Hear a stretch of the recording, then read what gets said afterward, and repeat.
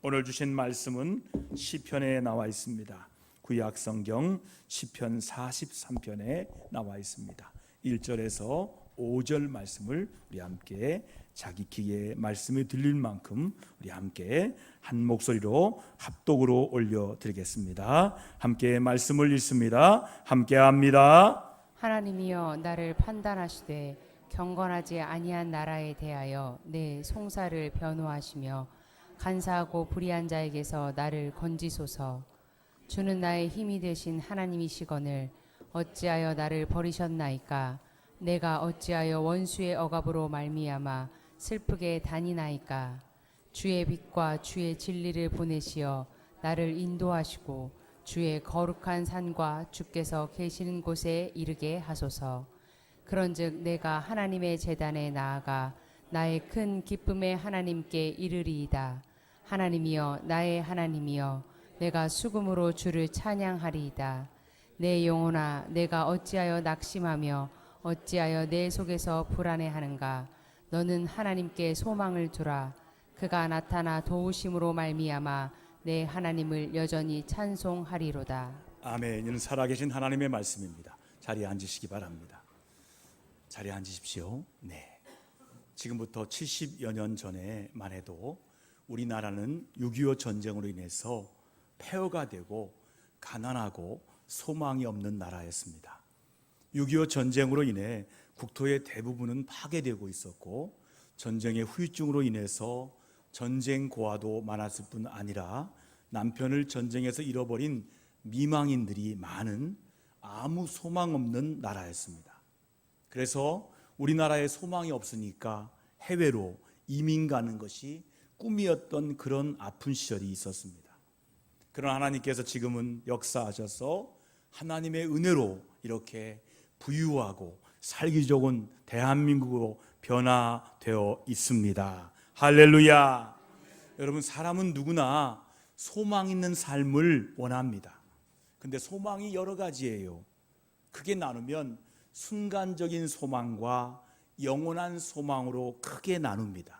잠시 있다가 없어지는 순간적인 것에 소망을 두는 사람도 많습니다. 그러나 소망 없이 매일매일 죽어가는 사람도 있습니다. 또한 소망을 찾아서 이리저리 방황하는 사람도 있습니다. 우리는 분명히 믿습니다. 우리의 영원한 소망, 변하지 않는 소망은 오직 하나님 한 분임을 믿습니다.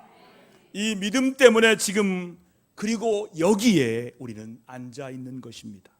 이 믿음 꼭 붙들고 지금까지 살아왔고 앞으로도 이 믿음의 끈을 놓지 않고 굳게 붙들 것입니다. 우리가 사는 세상은 불안과 질병과 고통과 아픔과 상처가 많습니다. 그럼에도 불구하고 오직 하나님께만 소망을 두고 행복하게 살아가는 성도와 가정들 되시기를 축원합니다. 우리의 사랑하는 가정과 교회와 성도들은 하나님의 인도하심에 진심으로 감사드리고 모든 영광을 하나님께 올려드립니다. 다 함께 박수 치겠습니다.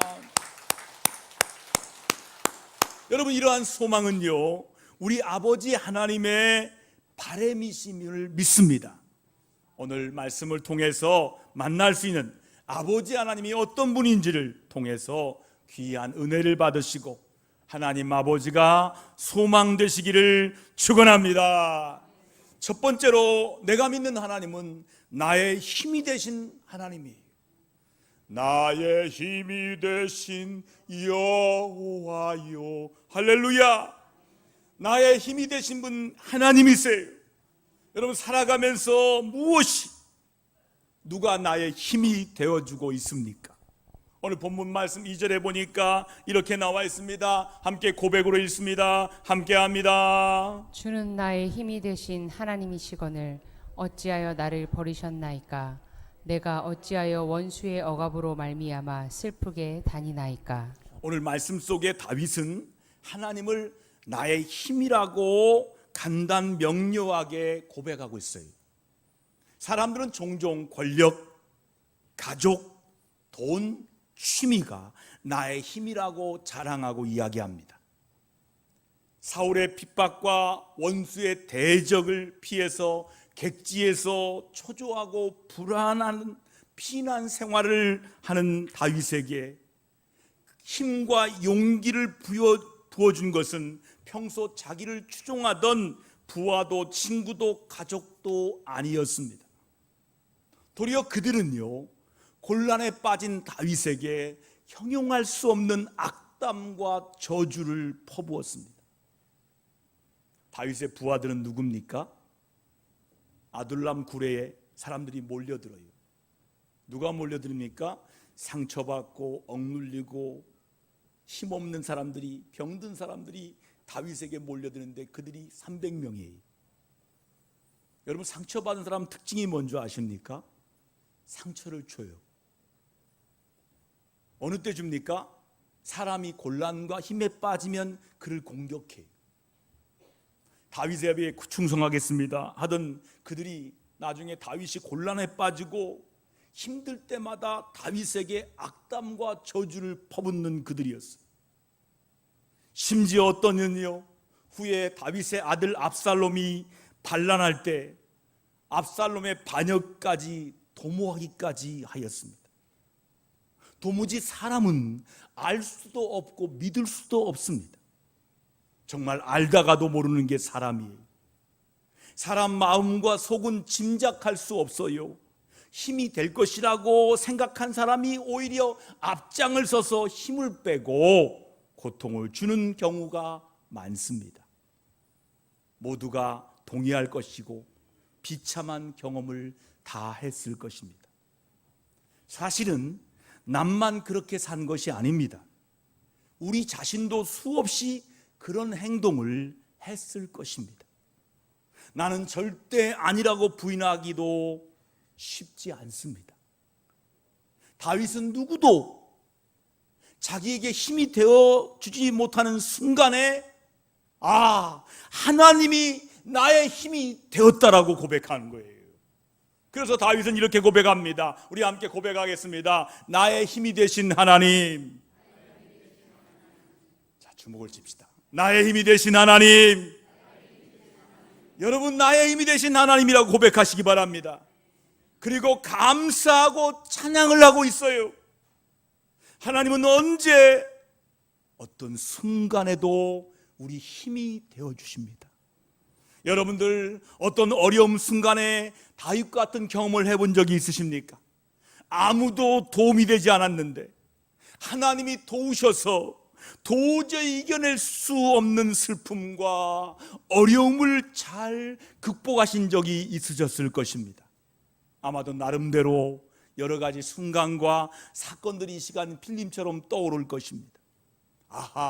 그때 하나님이 도우셔서 그 순간에 하나님이 함께 하셔서 지금 내가 있는 거야 라는 간증과 고백들이 다 있을 줄 믿습니다. 여러분, 성경 속에서 가장 악한 왕이 누굴까요? 아시입니다. 아방이에요. 북이스라엘 아방의 이야기가 열왕기상부터 시작해 열왕기하까지 많은 분량을 차지해서 아방의 이야기가 계속 나오고 있습니다. 왜 그랬을까요? 열왕기사가의 사가의 관점이 왜 멸망했을까? 그겁니다. 왜 이스라엘이 멸망했을까? 왜 남유다가 멸망했을까? 바로 아방 때문이다. 이것을 알리기 위해서 아방의 이야기가 열왕기상하에 많이 차지하고 있어요. 얼마나 악한 왕인지, 그가 왕이 되어서 북이스라엘을 땅은 온통 바알과 아세라의 우상 숭배자로 가득했어요.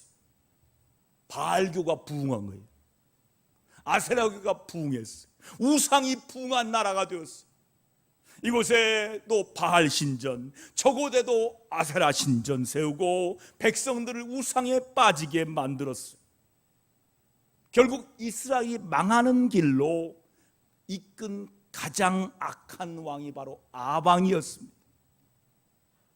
여러분 보세요. 성경에 보면 모델 왕이 나옵니다. 그 모델 왕은 다윗 왕이에요. 그래서 성경은 이렇게 나옵니다. 다윗의 길로 갔더라. 모델이 아닌 왕은 누구예요? 여로보암의 길로 갔더라. 그 악한 왕인 여로보암 왕보다 더 악한 왕이 아방입니다. 근데 그의 아내 이세벨은요, 더욱 아방을 못된 길로 가도록 충동하고 부추긴 사람입니다. 그런데 이런 아방도 잠시 동안 회개한 장면이 성경 열왕기상 21장 29절에 나옵니다. 자, 말씀을 같이 읽어보겠습니다. 29절 같이 읽습니다. 함께 합니다. 아합이 내 앞에서 겸비함을 내가 보느냐. 그가 내 앞에서 겸비함으로 내가 재앙을 저의 시대에는 내리지 아니하고 그 아들의 시대에야 그의 집에 재앙을 내리리라 하셨더라. 여러분, 이렇게 말씀하고 있어요. 이렇게 성경 속에 악한 왕 아합도 회개하여 겸비한 모습을 말씀으로 보여줍니다. 그런데 잠깐이라도 아합이 회개하고 하나님을 섬겼던 모습을 하나님은 기억하시고 성경에 이렇게 기록으로 남겨 놓으셨다는 말씀입니다. 여러분, 우리는 하나님을 순간적이지 아니라 계속해서 잘 섬겨야 돼요. 계속해서 회개하고 계속해서 하나님을 잘 섬겨야 돼요. 주일 성수 계속하시기 바랍니다. 11조 봉사, 전도, 새벽기도, 구제 등은 참으로 귀한 일이에요. 하나님은 그것을 크게 기뻐하시고 면류관을 씌워 주십니다. 이런 성도들을 다 되시기를 바랍니다. 그러나 한순간에 이렇게 되기는 어렵습니다. 좋은 성도가 되려면 애쓰고 힘써야 됩니다. 애쓰고 힘써 보시기 바랍니다. 한번 따라합시다. 나 좋은 성도 될래요. 하나님께 칭찬받을래요. 할렐루야. 여러분, 그렇게 믿고 하려면 애써야 되는 거예요. 효도하는 거 쉬운 거 아니에요. 애써야 되는 거예요. 예수 믿는 거 쉬운 거 아니에요. 애써야 되는 거예요. 하나님을 잘 믿어보려고 조금만 신경을 써도 하나님은 좋게 여기신다는 거예요. 하나님을 잘 섬기려고 조금이라도 애쓰면 하나님은 기억하시고 은혜와 상을 베푸십니다. 이렇게 하다 보면 나중에 때가 되면 진짜 최고의 성도가 되는 줄 믿습니다. 어느새 명품 신앙인이 되어 있는 것입니다. 하나님은 반드시 우리의 힘이 되십니다. 나의 힘이 되시는 하나님을 더욱 잘 섬기시기를 바랍니다. 우리의 힘이 되신 하나님께 소망을 두시고 사는 성도와 가정과 자녀들 다 되기를 주의 이름으로 축복합니다. 두 번째로 내가 믿는 하나님은 누구예요? 나의 기쁨이 되시는 하나님이에요. 나의 소망, 나의 기쁨 되시는 하나님. 할렐루야. 나의 기쁨이 되시는 하나님이 하나님이에요. 한번 따라합시다. 하나님은 나의 최고의 기쁨이십니다. 여러분 믿으십니까? 평생 아무 기쁨 없이 살다가 기쁨이 주님을 만나서 춤을 추며 찬양하는 신앙인의 삶이 있었습니다. 그가 누굴까요? 막내로 태어난 말제 다윗입니다. 말제 다윗은요, 있으나 마나한 존재였어요. 존재감이 전혀 없는 아들이었어요. 한마디로 말하면 천덕꾸러기 막내였습니다. 그런데 그가 목동 생활하면서 양을 치면서 양을 보호하면서 하나님께 기도하면서 그가 하나님을 나의 기쁨으로 만납니다. 다윗은 이렇게 고백하고 있습니다. 본문 4절 같이 고백합니다. 함께 합니다. 시작. 그런즉 내가 하나님의 제단에 나아가 나의 큰 기쁨의 하나님께 이르리이다. 하나님이여, 나의 하나님이여, 내가 수금으로 주를 찬양하리이다. 할렐루야. 아무도 없는 벌판에서 양이 있는 곳에서 다윗은 하나님을 만납니다. 그리고 수금으로 하나님을 찬양합니다. 다윗은 고통 중에서도 하나님을 나의 기쁨의 하나님이라고 고백하고 있습니다. 즐거움과 기쁨이신 하나님이라는 것입니다. 하나님 이상의 즐거움과 기쁨의 대상이 세상에 없다는 것입니다. 하나님만이 최고의 영원한 기쁨이라는 것입니다.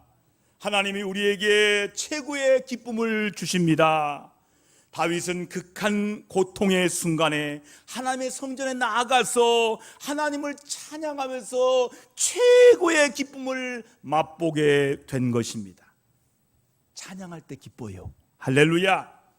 기쁠 때 찬양을 드리는 거예요. 할렐루야. 하나님을 기뻐하는 것이 믿음이고 힘이고 승리입니다. 성도가 하나님을 기뻐할 때 사탄이 약해지고 사탄이 물러갑니다. 세상의 모든 기쁨은 잠시입니다. 그리고 오히려 그 기쁨이 근심이 되는 경우가 종종 있습니다. 돈이 기쁨이었어요. 근데 잠시예요. 명예가 기쁨이었어요. 잠시예요. 그런데 나중에는 그 돈이 명예가 근심이 됩니다. 대통령이 되려고 했어요. 국회의원 되려고 했어요. 되고 난 다음에 근심이에요. 부자가 되려고 했어요. 부자가 됐는데 근심투성이에요. 왜요? 세상의 모든 기쁨은 잠시뿐이에요. 오히려 그 기쁨이 근심으로 바뀌는 거예요. 그런데 하나님 주신 기쁨은 영원합니다. 누구도 그 기쁨을 빼앗을 수 없어요. 하나님은 당신의 최고의 기쁨, 여러분의 최고의 기쁨 되시기를 바랍니다. 한번 따라합시다. 나의 하나님 최고의 기쁨이십니다. 할렐루야. 여러분, 우리에게 시급하게 중요한 것은 복에 대한 개념이 새롭게 성경적으로 정립되는 일이에요. 예수 믿는 사람들이 복 받기 위해서 믿습니다. 그리고 예수 믿으면 복을 받습니다. 그런데 복에 대한 개념 정리가 바뀌어야 돼요. 세상에서 흔히 말하는 건강하고 장수하고 성공하고 화목하고 부자 되는 것을 목숨을 거는 사람들이 있어요. 그게 복이니까요. 세상은 이것이 삶의 가치요, 궁극적인 목적이며 존재의 이유입니다. 그래서 더 많이 가지려고 하고, 더 오래 살려고 하고, 더 건강하려고 하고, 더 높게 성취하고 성공하려고 애쓰고 힘씁니다. 그런데 하나님의 자녀인 우리는 세상의 복이 아니에요. 하나님의 신령한 복을 먼저 구해야 합니다. 어제 제가 오후에 한 장로님을 만났어요. 다른 교단입니다. 목사님 도와주세요. 광고하러 왔어요. 그 장로님은 저와 연배가 비슷해요. 얼마 전에 만났던 분인데 사업가 장로님이에요. 그분이 차를 마시다가 고백을 하는 거예요. 목사님, 제가 고백하는데요, 제가 장로 임직 받을 때 저는 하나도 안 기뻤대요. 왜요? 제가 사업을 하는데 장로 임직 받을 때 문자가 왔는데 30통이 이자 그리고 빚쟁이들의 독촉이라는 거예요. 장로로 임직 받았는데 사업은 안 되고 매일 전화 오는 게 돈 갚으라고 이자 갚으라고 하는 게 너무 힘들어서 집에 안 들어가고 교회에서 기도했답니다. 얼마 정도 기도하는데 주님의 음성이 들려오는 거예요. 정장로, 너 잘 되면 좋겠냐? 너 사업 성공하면 좋겠니? 내가 먼저 구할 것은 그게 아닌데. 하나님의 음성이 들려오는 거예요. 그때 그 장로님이 그렇게 울면서 회개했대요. 하나님, 내가 장로인데 먼저 구할 하나님 나라 안 구하고 사업 위해서만 기도했습니다. 하나님, 진실로 기도합니다. 이제는 사업 망해도 좋습니다. 하나님 나라 위해 기도하겠습니다. 정말 그렇게 기도했대요. 여러분, 어떻게 됐을까요? 잘 됐어요. 사업이 잘 되고, 그래서 그분을 간증하러 다니고. 요즘에는 안 다닌대요. 왜 안 다니냐면 사람들의 귀에는 잘된 이야기만 듣는다는 거예요. 장 목사님, 저는요 사업하는 것도 선교회에서 합니다. 먼저가 하나님 나라입니다. 나머지는 하나님이 다 책임져 주십니다. 먼저 그의 나라와 그의 일을 구하라. 그리하면 이 모든 것을 더하시리라. 하나님이 그래서 지금 일하고 있습니다. 이렇게 고백하는 이야기 통해서 맞구나. 말씀대로 우리가 구할 것은 하나님 나라, 하나님 자녀, 신령한 복을 구해야 한다는 것을 확신했습니다. 여러분, 성경에서는 뭐라고 말합니다. 오히려 마음이 가난한 자가 복이 있다라고 말씀합니다. 주의 복음을 위하여 애통하는 자가 복이 있다라고 말씀합니다. 온유한 자가 복이 있다라고 말씀합니다. 의에 줄이고 목마른 자가 복이 있다라고 말씀합니다. 오만한 자의 자리에 가지 아니하는, 악인의 길에 쫓지 아니하고 주야로 하나님의 말씀을 묵상하는 자가 복이 있다라고 말씀했습니다. 허물의 사함을 받은 자가 복이 있다고 말씀했습니다. 다시 말하면 성경적인 복은 예수 믿는 복입니다. 한번 따라할까요? 예수 믿는 복이 최고의 복입니다. 여러분, 이 말이 뭐냐면 하나님의 아름다운 자녀의 복이 최고배우, 아름다운 하나님의 자녀가 된 것이 가장 큰 복이에요. 그것이 신령한 복이의 본질이라는 거예요. 세상의 부수적인 것으로 인한 기쁨이 아닌 하나님 자체가 기쁨이 되시기를 바랍니다. 우리의 기쁨이 되신 하나님께 소망을 두시고 사는 성도와 가정들 다 되기를 축원합니다. 마지막 세 번째는 우리가 믿는 하나님은 나의 도심이 되십니다. 여러분, 세상 살아가면서 혼자 힘으로 살 수 없을 때가 있습니다. 누군가 도와주지 않으면 도저히 더 버틸 수 없는 때 우리는 소리치지 않습니까? 거기 누구 없어요? 나 좀 도와주세요. 오늘 말씀의 시편의 기자인 다윗도 도울 분을 부르고 있는 거예요. 본문 5절 말씀을 우리 간절함으로 불러볼까요? 함께 불러봅니다. 함께 합니다. 내 영혼아, 내가 어찌하여 낙심하며 어찌하여 내 속에서 불안해하는가? 너는 하나님께 소망을 두라. 그가 나타나 도우심으로 말미암아 내 하나님을 여전히 찬송하리로다. 아멘입니까? 하나님이 우리를 돕는 것은 멀리 그리고 추상적인 것이 아니라는 거예요. 직접 그리고 구체적으로 도우십니다. 마치 얼굴과 얼굴을 맞대는 것처럼 때에 딱 맞추어서 도우신다는 거예요. 하나님은 우리를 외면, 거절, 책망하거나 부끄럽게 하지 않고 반드시 도우시는 분입니다. 하나님은 건강, 물질, 평안, 용기 등 좋은 것으로 우리에게 채워주길 원하십니다. 우리의 필요를 다 아시는 하나님은 넘치고 풍성하게 채우시길 원하십니다. 또한 모든 것을 거저주시고 생색도 내지 않는 분이십니다. 우리가 사방으로 우겨쌈을 당하고 사망의 음침한 골짜기를 다닐지라도 하나님은 우리를 건지시고 도와주십니다. 굳이 철학자들의 말을 빌리지 않더라도 인간은 불안과 고통의 존재입니다. 한시도 편할 날이 세상엔 없습니다. 그런데 하나님을 내 인생의 가운데 주인으로 모시고 살면 그때부터 평안과 행복을 맛보고 넘치게 됩니다. 사람들은 남의 실패와 고통을 위해서 크게 위로해 줄 수 있는 게 실질적으로 많이 없어요. 또 진심으로 돕는 사람이 그렇게 많지 않습니다. 그러나 우리 하나님께서는 항상 우리와 함께 울고 웃으십니다. 그리고 반드시 우리를 도와서 우뚝 서게 하시는, 그리고 승리하게 하십니다. You raise me up. 하나님이 나를 높이 세우시고 하나님이 나를 승리하게 하신다는 거예요. 지금 어렵고 힘들어도 실망하거나 절대 포기하지 마시기 바랍니다. 하나님께서 반드시 여러분을 도와주십니다. 우리의 도심이 되시는 하나님께 소망을 두시기를 축원합니다. 끝으로 세상에서 가장 큰 우산을 써본 날이란 글을 읽어드리고 말씀을 마치려고 합니다.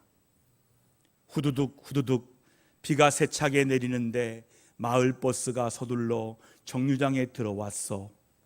사람들은 우산을 접지도 펴지도 못한 채 엉거주춤한 자세로 마을버스에 오를 준비를 했지.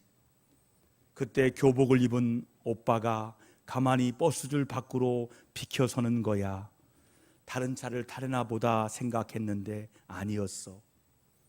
기다리던 사람들이 버스에 다 오를 때까지 한참 동안 우산을 높이 펴들고 서 있더니 맨 마지막으로 버스에 오르는 거야.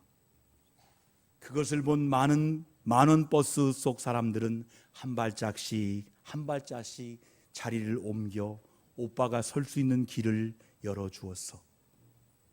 마을버스는 걷는 사람들에게 빗물이 튀지 않게 더 천천히 움직였지.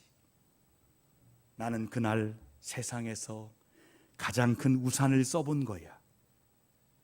한 사람의 배려가 했는데 이제 서로 배려하는 마음이 참 따뜻한 글이었습니다.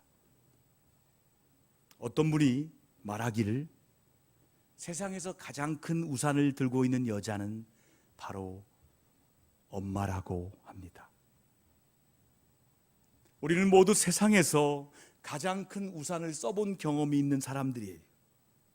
우리 주님께서 우리의 희생제물이 되어서 주셔서 천국 복음, 천국 소망, 부활 소망을 우리에게 주셨습니다. 이제 우리가 주님의 희생제물이 되어드릴 때입니다.